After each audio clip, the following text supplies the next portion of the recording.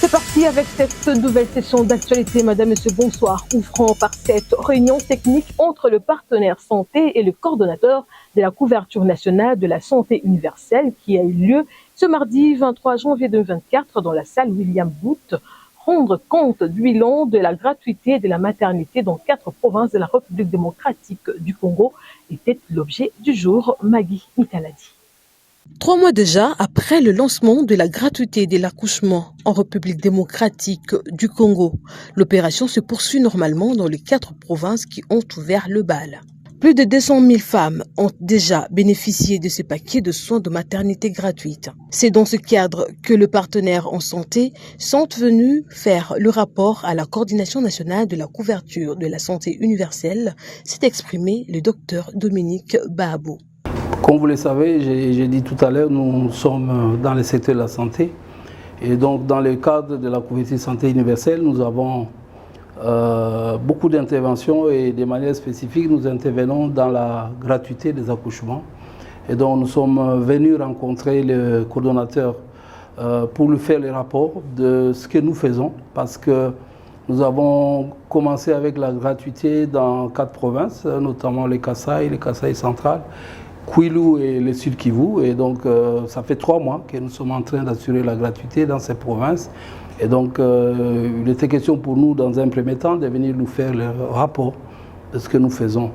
Et à ce jour, pour me résumer, on a déjà plus de 220 000 femmes qui ont bénéficié des accouchements gratuits dans ces 4 provinces. Dès le mois de février, 11 provinces de la République démocratique du Congo doivent normalement bénéficier de la couverture santé universelle, a rassuré le coordonnateur national de la CNCSU, Mbongani Kabila Polydor. Nous avons aujourd'hui eu une réunion de mise au point avec le programme de développement du système de santé du ministère de la Santé, mais aussi avec des représentants des établissements de mise en œuvre de la couverture santé universelle. Et la raison, c'est, comme l'a dit le président de la République, son Excellence Félix-Antoine Tshisekedi Tshilombo, lors de sa tournée de campagne, et même avant, comme programme du gouvernement, c'est que nous allons déployer la couverture santé universelle au-delà de la ville-province de Kinshasa.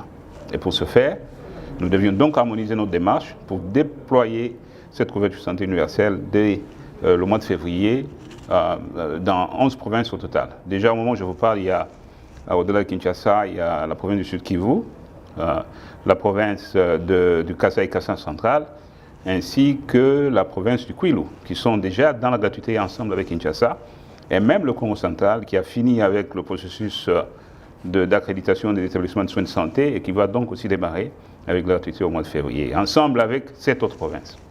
Au-delà de l'extension de la gratuité, le programme de développement des systèmes de santé est financé par la Banque mondiale.